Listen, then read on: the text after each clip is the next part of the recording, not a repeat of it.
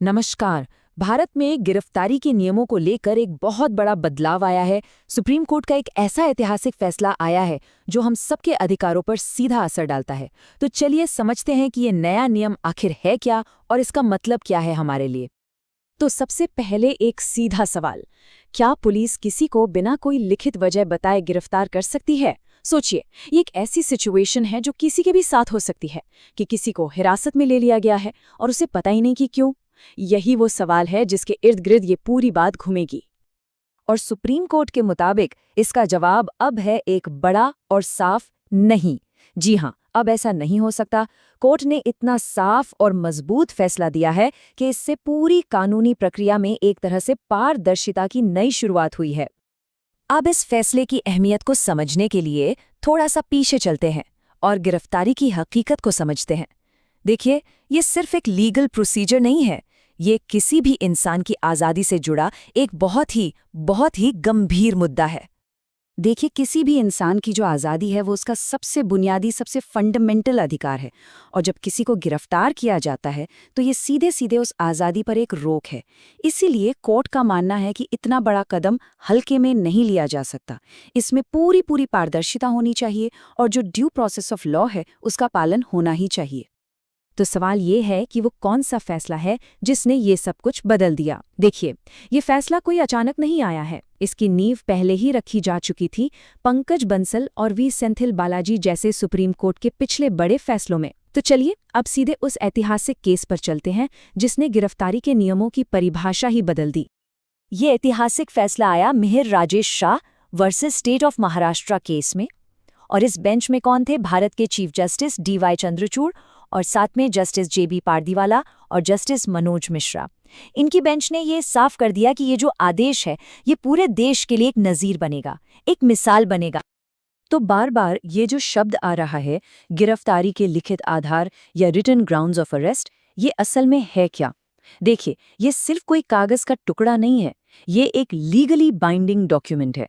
एक ऐसा दस्तावेज जिसमें पुलिस को साफ साफ बिना किसी लाग लपेट के लिखना पड़ता है कि किसी को क्यों और किन फैक्ट्स के आधार पर गिरफ्तार किया गया है।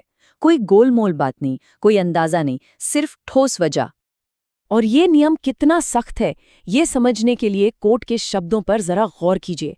कोर्ट ने कहा है कि अगर ये लिखित आधार नहीं दिए गए तो सिर्फ गिरफ्तारी ही गैर कानूनी नहीं होगी, बल्कि उसके बाद जो रिमांड मिलती है वो भी गैर कानूनी मानी जाएगी। अब रिमांड क्या होता है? ये वो इजाजत है जो मैजिस्ट्रेट पुलिस को देता है आरोपी को अपनी कस्टडी में रखने के लिए। यानी बिना लिखित वजह के पुलिस किसी को 1 मिनट भी ज्यादा कस्टडी में नहीं रख सकती। ये एक बहुत बड़ा बदलाव है। तो फिर इस फैसले के बाद अब असल में गिरफ्तारी का प्रोसेस होगा क्या? चलिए स्टेप बाय स्टेप देखते हैं कि अब पुलिस को क्या करना जरूरी है।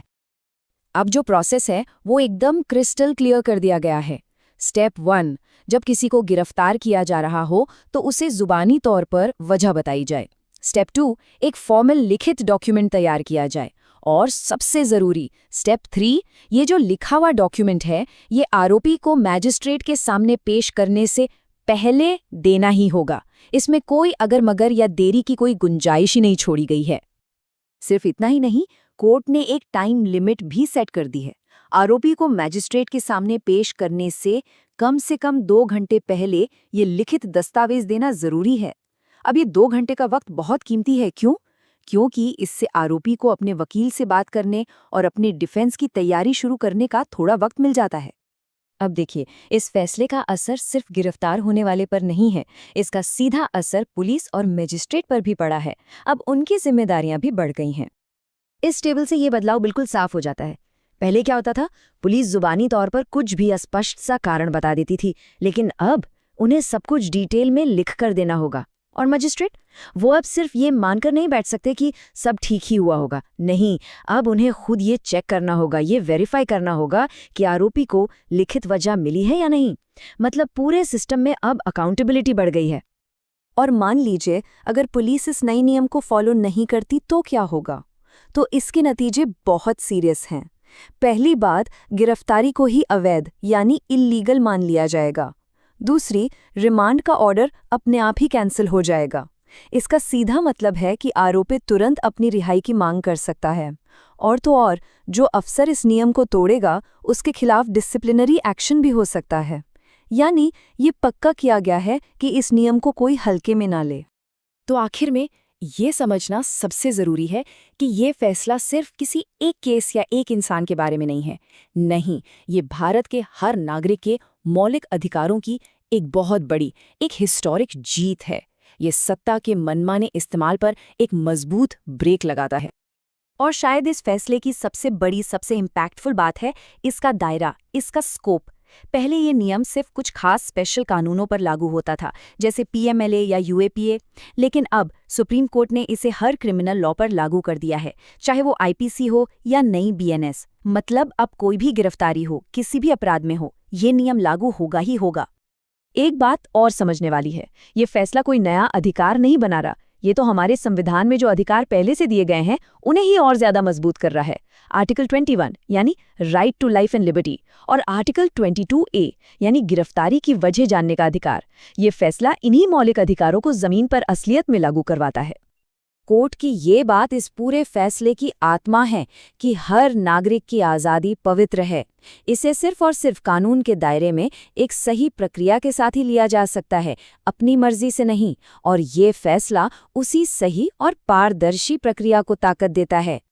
तो कुल मिलाकर ये फैसला सिर्फ एक नियम का बदलाव नहीं है, ये भारत में सिविल लिबर्टी और जुडिशियल ट्रांसपेरेंसी की तरफ एक मील का पत्थर है। ये पावर के गलत इस्तेमाल पर एक ज़रूरी चेक लगाता है और सिस्टम में जवाबदेही को बढ़ाता है। और आखिर में ये पूरा मामला एक बड़ा सवाल हमारे सामने छोड़ जाता है। अब जब गिरफ्तारी के दौरान जानकारी पाने का अधिकार इतना मजबूत हो गया है, तो क्या इससे आम लोगों और पुलिस के बीच के रिश्ते में कोई बदलाव आएगा? क्या भरोसा बढ़ेगा? खैर, इसका जवाब तो वक्त ही देगा, लेकिन एक बात तो पक्की है, अब से भारत में होने वाली हर गिरफ्तारी पहले से कहीं ज्यादा पारदर्शी और जवाबदेह होगी।